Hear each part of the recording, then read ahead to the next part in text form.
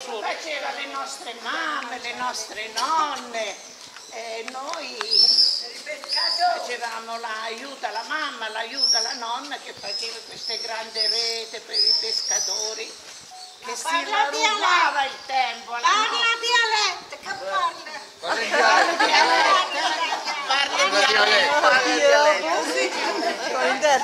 Allora, quando sono fregene, ero tutto in ritardo. Guarda che pesce. Non ci stava una casa che non ci stava il ritardo sotto casa. 2, 3, erano sparati. Sotto la casa. Le linguette. Allora, madre i preghiera di Fatia, perché le preghiere venivano a fare la linguetta che significa una Eccola qua. Oh. Ecco, una vittoria. Bravo.